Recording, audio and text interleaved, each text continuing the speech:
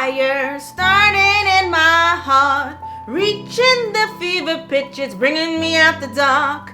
Finally, I see you crystal clear. Go ahead and sell me out and I'll let your shit bear. Spiritual glasses of water, part 6. Tools to enhance your spiritual waters. Line up!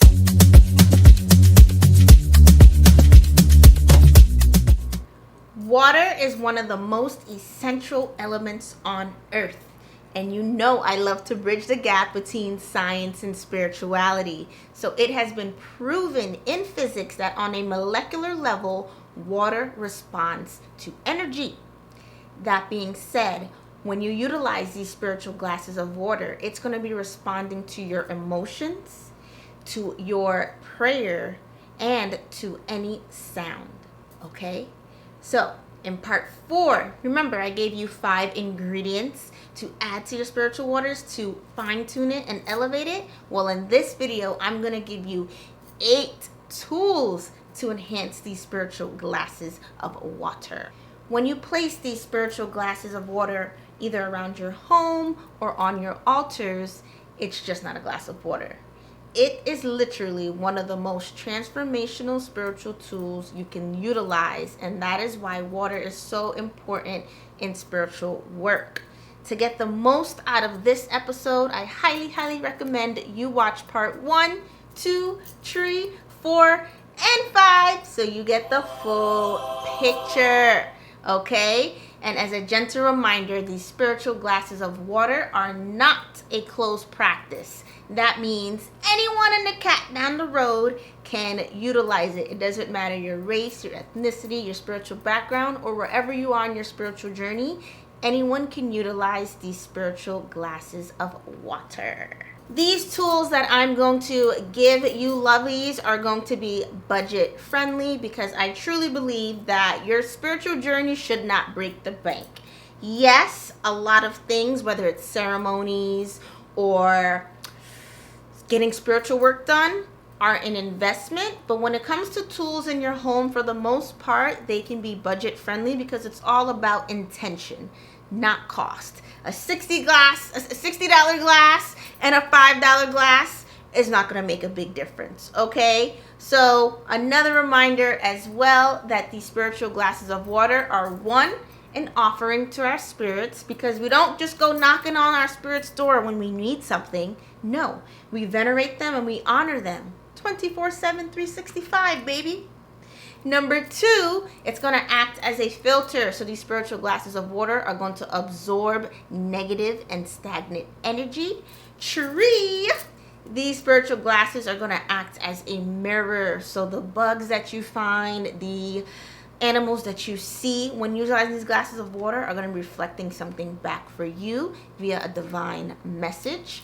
And 4, it acts as a portal for communication. So when you utilize these glasses of water with prayer, and those messages, scientifically proven, go up to the spiritual realm, the spiritual realm will speak back, and it is usually through our sight, our smell, our taste, our hearing, and our feeling. Excuse me, sir. You forgot your...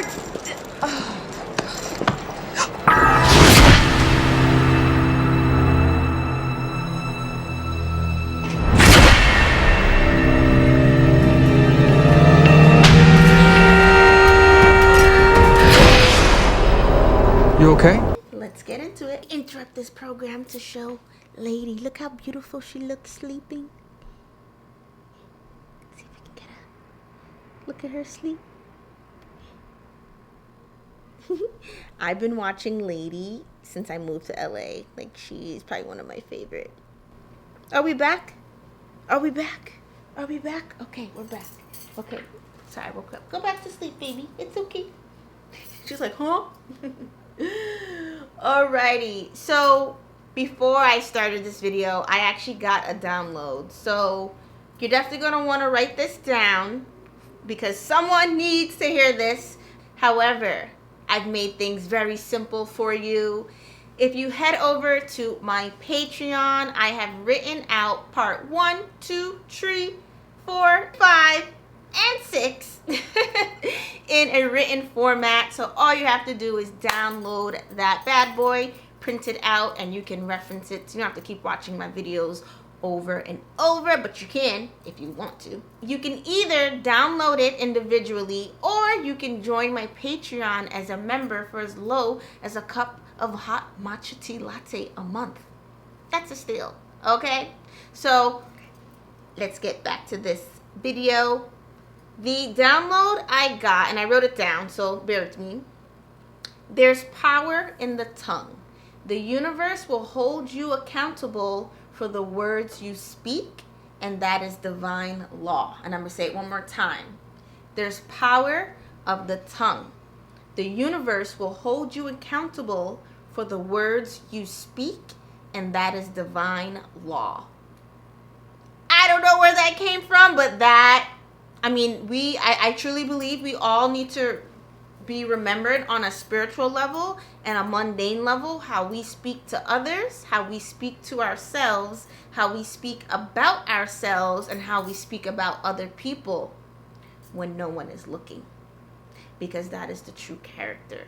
It's very easy for people to be jazz hands on camera, right? Or in front of other people, or online, or behind closed doors. Actually, no, not behind closed doors. Who they are behind closed doors is the true self, because that's when the mask slips. But we're gonna bring it back. I got a little I got a little philosophical there, okay? Let's get back to this video. I got some juice. Lady, you wanna come say hi? I got myself some got some electrolytes and hydration because I'm gonna go skate later on today. So you know how we do. Pinkies up.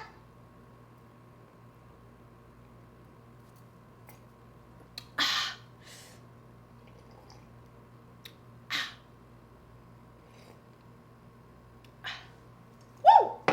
Palate is refreshed. Okay, let's get into it. So what I did in this video, I'm going to give you all 8 tools. I'm going to give you why, and I'm going to give you examples of these tools, okay?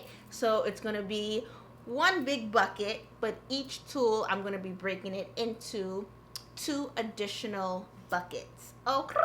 Okay. So the first tool is going to be a candle. The reason we use candles is because that fire illuminates. And what you want to do when it comes to working with spirits, your spiritual cord, ancestors, and all that jazz, you want to light the way. Remember, the water is clarity and the fire illuminates.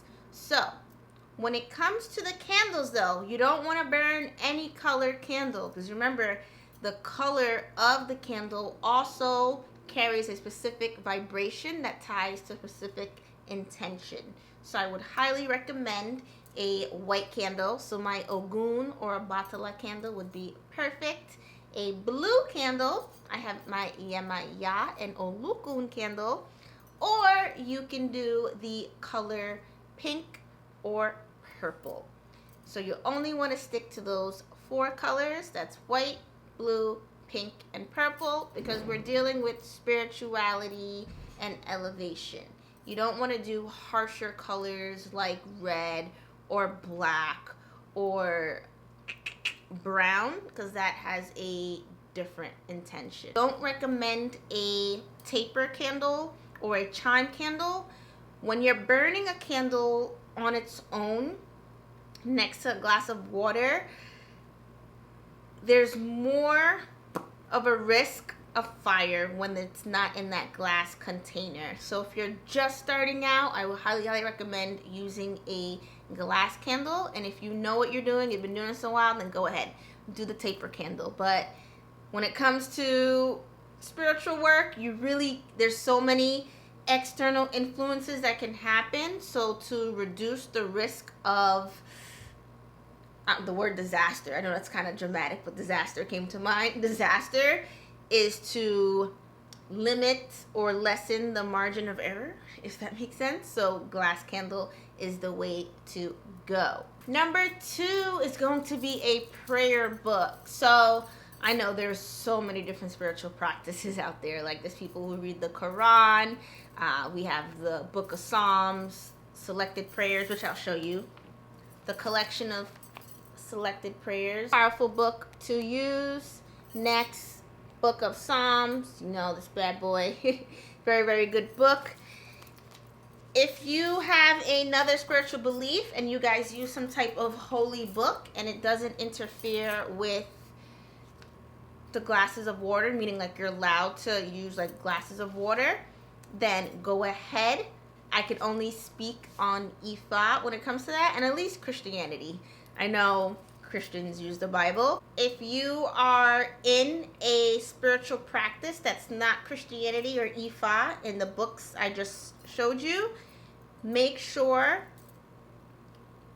you speak to your elder, because for example, I don't know if you can have the glass of water with the Quran. I don't know.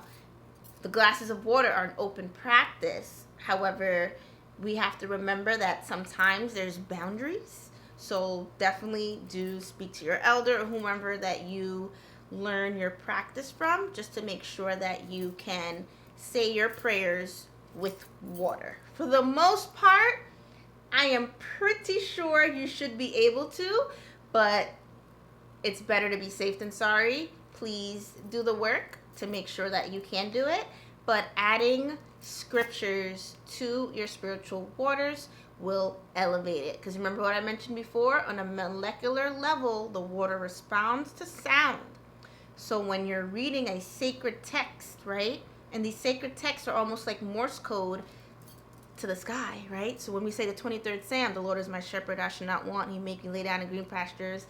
He lead me beside the still waters. He restored my soul. He lead me in a path of righteousness for his name's sake. Yea, though I walk through the valley of shadow of death, I shall fear no evil, for thou art with me. Thy rod and thy staff comfort me.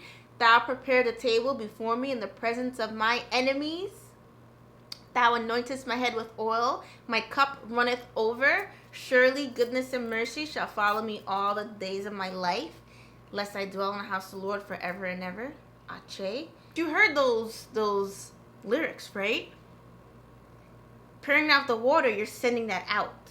So if you want, you know what? I'm going to do this. If you want 9 prayers that you can recite with these glasses of water, comment the prayer hand emoji, 3 of them. So comment 3 prayer hand emoji. You can use whatever color. You can use the black one, you can use the yellow one, you can use whatever shade, doesn't matter. But 3 of them.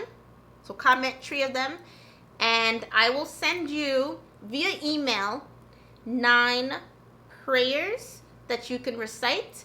You do not need to recite all 9. At least do number 1 and 9, because that's going to be the opening and closing, and then you can pick between 2 and 8, one of them.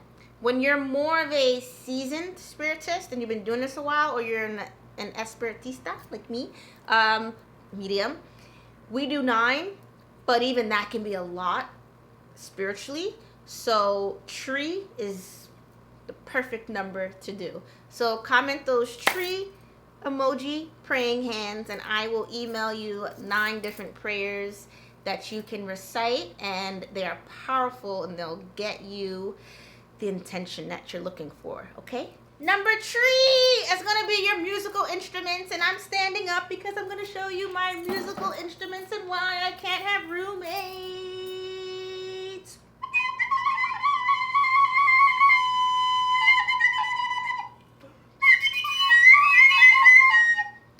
As you can see, I don't know how to play it. Are you not ashamed of yourself? Are you not embarrassed? This is really embarrassing. Sorry, ladies, like what the hell? We have the maraca. Cha-cha-cha. I plan on painting these bad boys different colors based on the risha and putting them in my spiritual shop for sale. That's why I have like a couple. I'm gonna show y'all real quick. Yo, I got maracas on deck.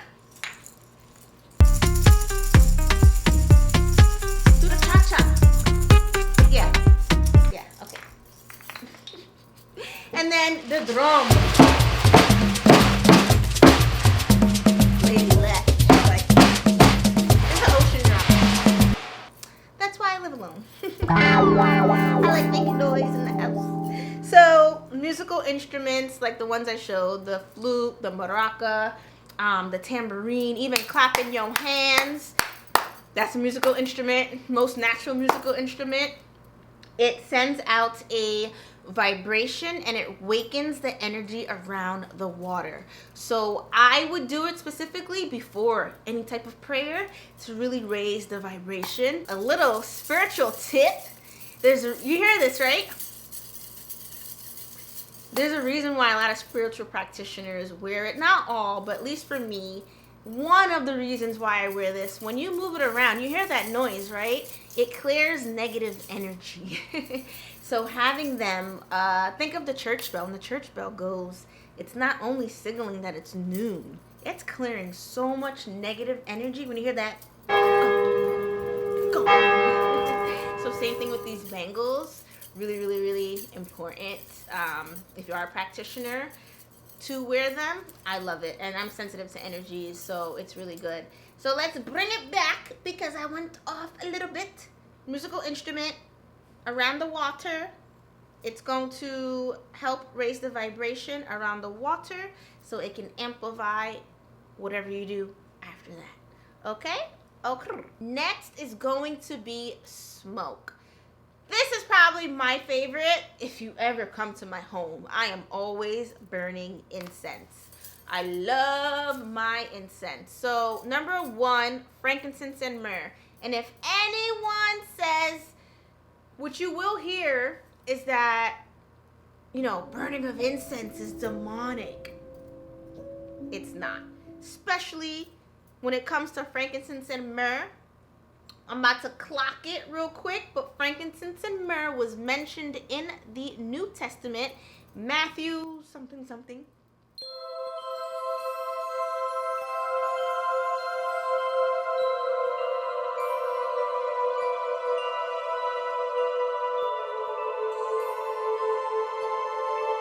Don't remember what part of Matthew, but it was in Matthew, and it's when the wise men brought gifts of gold, frankincense and myrrh to infant Jesus. Guess what? Check yourself. So it is not demonic. Oh, okay. So frankincense and myrrh, which I will show you. Ooh. Frankincense and myrrh. I have it in my spiritual shop. And you already know. Glass container. Look how sexy that looks. Eco-friendly. So after you finish your frankincense and myrrh, and this bad boy, to be honest, to keep it a buck, you probably talking about 6 months, 5 months, to be honest. This is a lot in here. And when you're done, you can reuse the jars however you like. You don't have to rip my label off, but if you want to rip my label off, it's okay. And then you can reuse it for so many different things. That's why I love glass, because Olukun and Yamaya, we're protecting the ocean, Mother Earth, and you're getting more bang for your buck. So frankincense and myrrh, burning that on a charcoal disc. And I do have a YouTube video on how to properly burn your resins on your charcoal disc, because it's a specific way to do it so you don't burn the actual incense and not actually get the smoke. I'll put a link in the description as well as the pinned comment below for you lovelies. Make sure you like, share, subscribe, and if you made it this far, I want you to comment the ocean emoji, okay? But comment so I know that you like this content, so I'll keep putting out more. The next incense is going to be, that's my favorite to use in any type of prayer or with my spiritual waters. If it's not frankincense and myrrh, it's going to be Argwood. So Agarwood. It is ruled by the planet Jupiter. And what is Jupiter? Higher learning, expansion, prosperity, abundance, good luck, justice, law, fortune, benevolence. Any type of Jupiterian ruled incense will be the most potent for your spiritual waters. Okay. I want to make sure you watch this video to the end, because I'm going to give a profound spiritual tip that is not only for those embarking on their spiritual journey, but also for practitioners. So both sides of the spectrum. And this may be talked about online, but as you know, this is coming from me. This is through my lived experience and my wisdom. And everyone, and the cat down the road should implement this spiritual tip on their practice. And this spiritual tip, to be honest, to keep it a buck, it will overflow into different aspects of your life. So not only on your spiritual journey, you should apply this to other areas of your life. Okay. 5. This is intangible. Fasting. Now hear me out. When it comes to fasting, I know people do it for health reasons, fitness reasons. Wow, a butterfly just came to the window. That was a big butterfly. The color was definitely strange. It looked almost like purple, like a deep purple. Butterfly. Ooh, that's good. So, bringing it back. Number 5 is fasting. So I know people do it for health reasons, and people also do it for fitness reasons. However, we're talking spiritual reasons. I fast 8 times out of 10 for spiritual reasons, and this falls more so in Hinduism. So for those who do not know, I am of Guyanese descent, right? And in Guyana, we have the second largest Indian population, and I believe it's East Indian. To be honest, I don't know if it's East or South Indian, but it's due to the slave trade and the sugarcane crops of the indentured servants. So Hinduism is very, very prevalent in Trinidad and in Guyana. So I do have a Hindu influence when it comes to my work, but I keep it separate from Ifa because there are 2 different spiritual practices. But when it comes to fasting, it's me elevating or working with my background in Hinduism, and we fast as an act of sacrifice, right? We're talking about the 12th house in the zodiac, and there's a reason why the 12th house is the last house in the zodiac and all about letting go, right? Dharma. So if I have some serious spiritual work to do for a client, not everyone should do this, but as a seasoned practitioner, I will fast for a specific amount of days before I do it. In essence, we are like telling God, like, I'm willing to let go of this, I want to say material, like money, but I'm able to let this go to connect to you, to connect to the Most High. And during that time of just letting go and of sacrifice, we believe, take what you want and leave the rest. Take what resonates and leave the rest. We believe we are connecting to the Most High through that act of sacrifice, and because of it, blessings will come down. And we're not doing it from a place of ego. We're doing it of a place of, I almost want to say servitude. And forgive me if that's not the right word, but servitude. We give in order to receive. So when it comes to you fasting, my friend, I would say 12 to 72 hours. 72 hours, if you know what you're doing. 12 is half a day.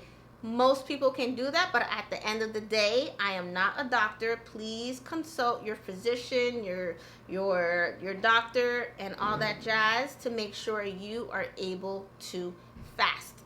Okay? You can't just jump into it and do it. Some people, because they're on medication or, they may have some underlying health conditions, it can trigger other things. So please make sure that you are able to do it. Speak to your physician, speak to someone who is a doctor, right? Don't go to a friend, don't go to your mom, go to a doctor, okay? And if you are able to do it, start small at 12 hours, but during that 12 hours, pray. And I'm telling you, it will fine-tune things, make it even stronger. Fasting does exist in other cultures, such as Buddhism, and at the end of the day, when you're giving up food, right, and let's say only drinking, or there's some like a complete fast where they don't drink or eat, I don't recommend that for anyone watching this video. At least drink. It's the act of giving up desire and that discipline as well. And I spoke about it in a podcast I did about 3 years ago. Life was smacking me around. And I had a cousin that was in Trinidad, and he was like, I'm going to go to a pundit. And a pundit is basically a priest in Trinidad. And he was like, he's going to read everything. He's going to do he did a puja for me. And when I mean things started changing. And that's when I went back to spirituality. Because to be honest, you know, I grew up in a very spiritual Caribbean household. However, like anyone else, I'm a spiritual being living this human experience. I left spirituality for a bit where it wasn't my focal point anymore. And that's probably around end of high school into college. And I was on my own. I left home pretty young, 17. So I was living on campus all year round, working. I was able to work something out with the dean and let them know my situation, and they allowed me to work. I was a cleaner. I was washing sheets for the students during the summer. That's how I was able to stay on campus. Yeah.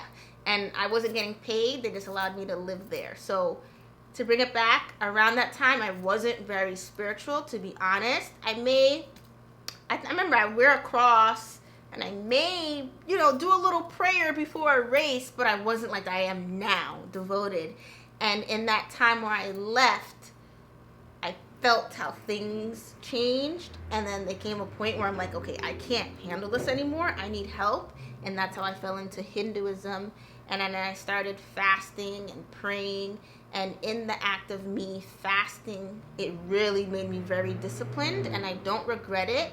Because the way I'm disciplined now within Ifa, and that is my main focus, Ifa, it's given me the ability to help my clients. Because now I understand how discipline works. You can't just go from 0 to 100. It's baby steps. It's like you have to keep fine-tuning yourself and apply what fits to your lifestyle, because your spiritual journey is never going to be one size fits all. And I believe someone needs to hear this message, so I'm going to go off in a bit. But your spiritual journey will never be one size fits all. So what works for your friend John or your friend Susie is not going to work for you, because it's based on your lifestyle, your past, your current state, and where you want to go. Okay? So you have to find what works for you and what feels seamless in your spiritual day, in your spiritual routine, and that's how you stick to it, and that's how you become disciplined. So to bring it back, fasting for me, and I know for others, helps with the discipline, and then you get the spiritual results as well, because you're giving up that desire, right? Number 6 is going to be talk about crystals. Love crystals. I remember back in the day, 2017, when I had my crystals, people were calling them rocks, and I was low-key like,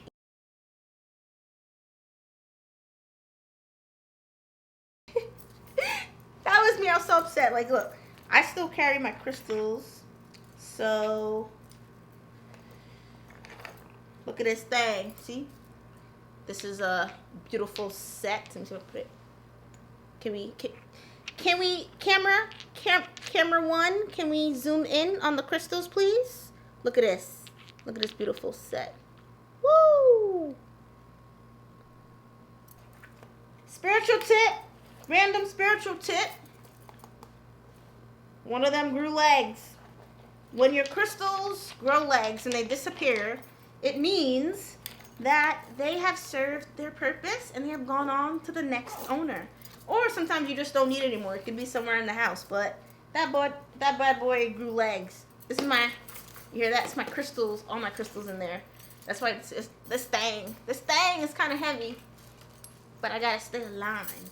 So utilizing crystals next to your spiritual glasses of water, mwah, chef kiss. Because these glasses of water, remember, they're an offering, they are a filter, they are a portal and a mirror. We're not utilizing it for manifestation and love work. No. This is solely going to be for our prayer and to elevate those spirits walking with us. So I'm going to highly recommend crystals that have to do with courage, calm, grounding, the heart center, the heart chakra, as well as psychic advancement and stress. That's it. If you go on my Patreon, I actually listed out all the crystals that associate with these desired states. And remember, you can just go ahead and purchase it individually if you're not ready to commit and join and have a monthly membership with me. Okay. So next are going to be prayer beads or rosaries. So if you are Catholic, I believe you guys have rosaries, and then prayer beads. An example of it, this would be the mala. So in Hinduism, we take, it's not that you don't grab it, we'll take the middle finger here and the thumb, and then we hold it like this. We don't let the other fingers grab it, and then we recite a mantra. So like Gan Ganapate Nama, Gan Ganapate Nama, Gan Ganapate Nama. And we can do that around the water. If you do not know how to pronounce a mantra, I highly recommend to just listen to it. And you can listen to it with the water and then hold the mala and just keep moving it. I highly suggest to get a guide or an elder to help you with this, because one mispronunciation of a mantra is, we don't fearmonger, so I'm trying to fix my word correctly, detrimental, can have negative repercussions.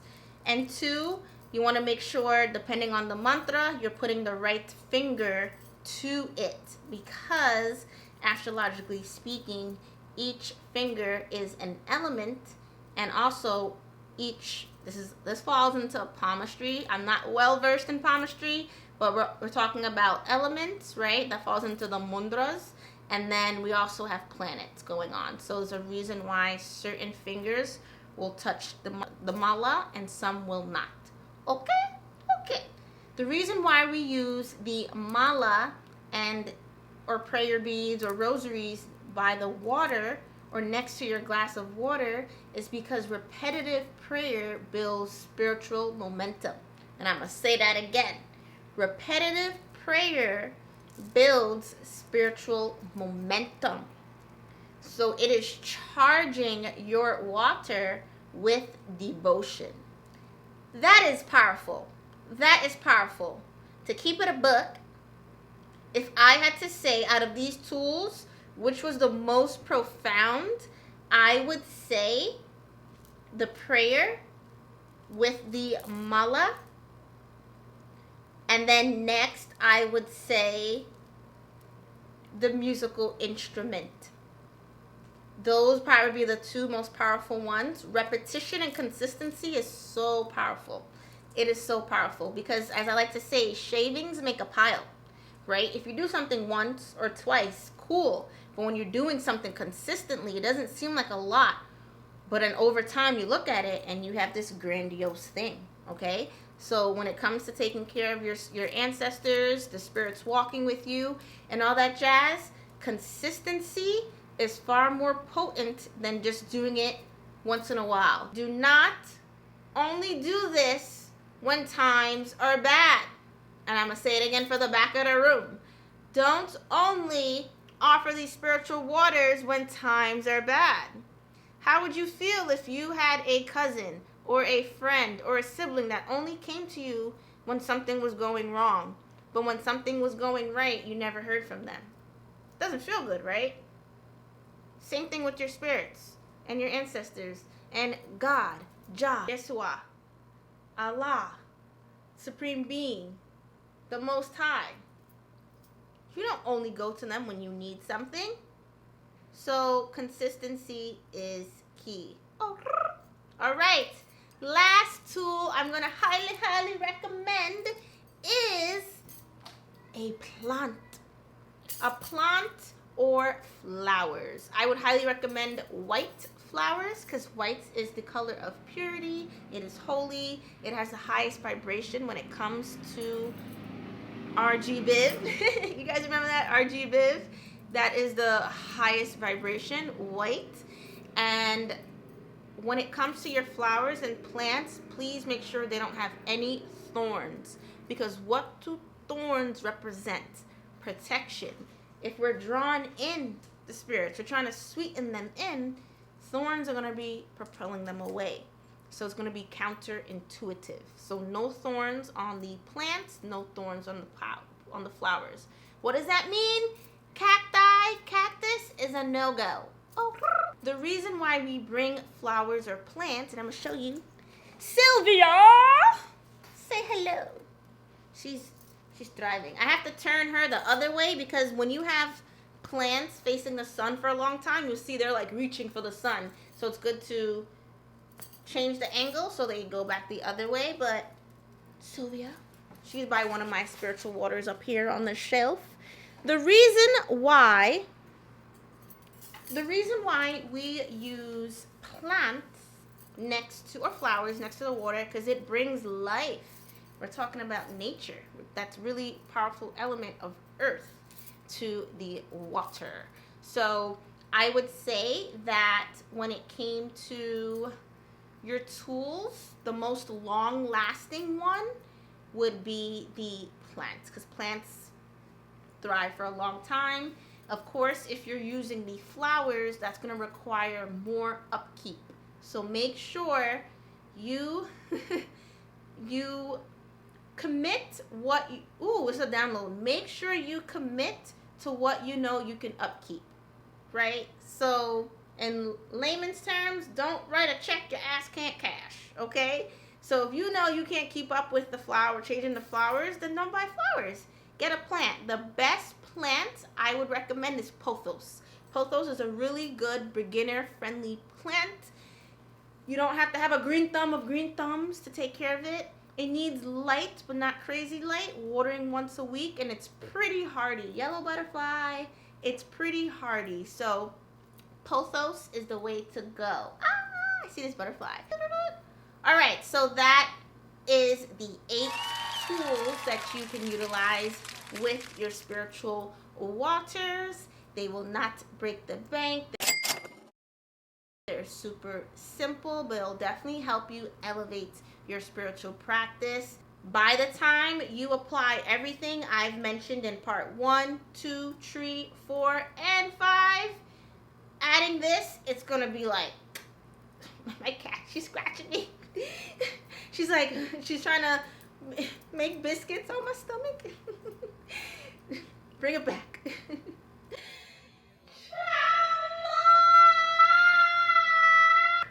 It hurts. Hold on. Hold on. Say bye, Tala. She's making biscuits on my jelly rolls. Oh, okay. As I was saying, I'm not even going to stop her. She's just going to be part of the video. It's going to really help you elevate little by little at each ting, and watch how your prayers, your intentions, and even your consciousness and those clears, those spiritual gifts that you are bestowed upon in this reincarnation from the Most High and from the spirits walking with you, it's all going to be elevating. So this is the bonus spiritual tip for students and spiritualists. Too many cooks in the kitchen is a bad thing.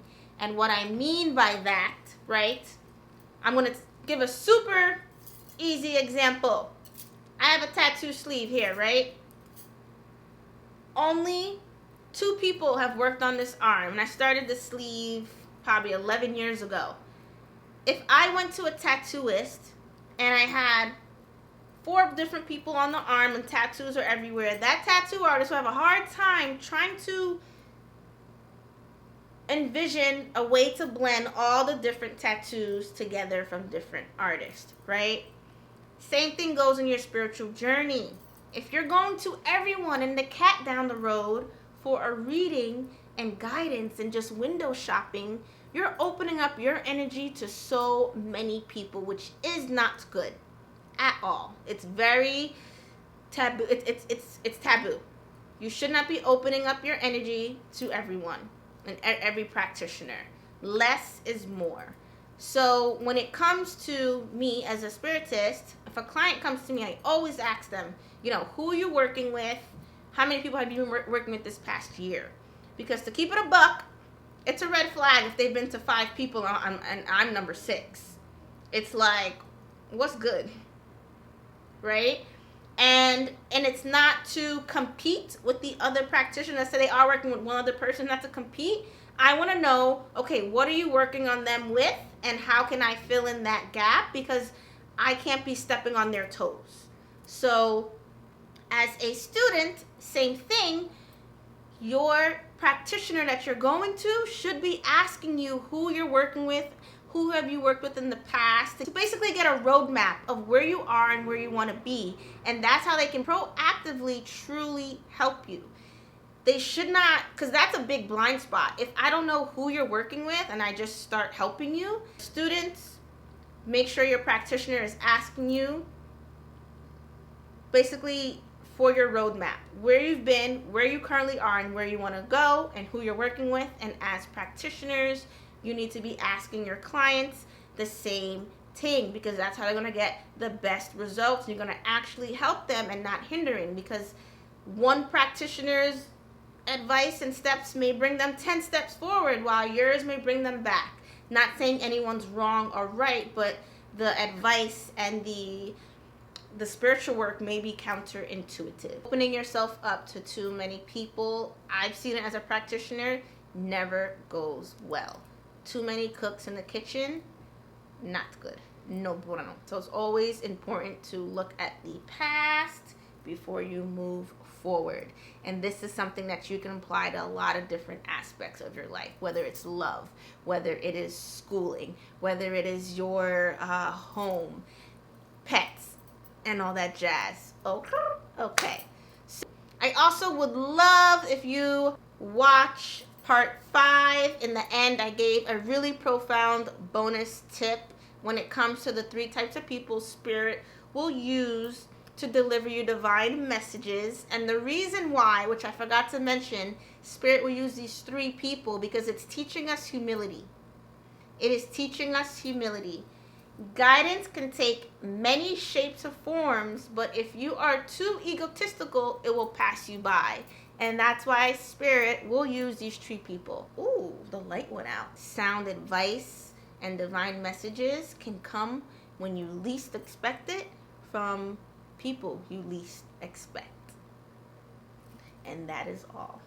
Thank you so much for tuning in. It was beautiful to wrap up part 6. We have one more part of this series. I'm kind of sad because this series was popping. I really enjoyed structuring everything out, writing it out. It was dope, filming it. I watched my videos back like 10 times to make sure I dot my I's, cross my T's, pinkies up. You know how we do. If you want to work with me one-on-one because you love my teaching style, my spiritual guidance program is open, where we work with each other one-on-one over Zoom video. Next, you can find part 1, 2, 3, 4, and 5, as well as this part written out in a written format on my Patreon, which you can join for as low as a cup of hot matcha tea latte a month, or you can purchase the post individually.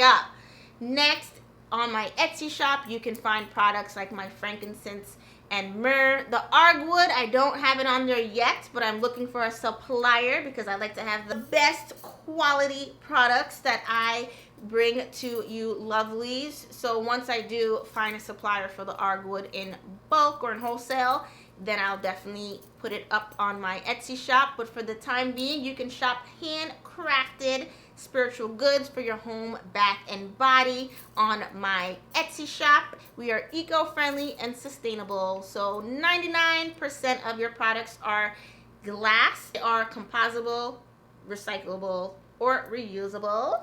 And lastly, if you're not ready to lock in in my spiritual guidance program, I have 30-minute intuitive guidance calls available, as well as 1 hour intuitive guidance calls available, and that is all over Zoom video. And if you need to talk to me at the drop of a hat, I have same day readings available, but the camera will not be on because Shontel will be probably taking it while she's out and about. I don't have to pull over on my longboard, hop in a cafe, and hop on a call with you. I want to put everything I mentioned in the description as well as in the pinned comment below.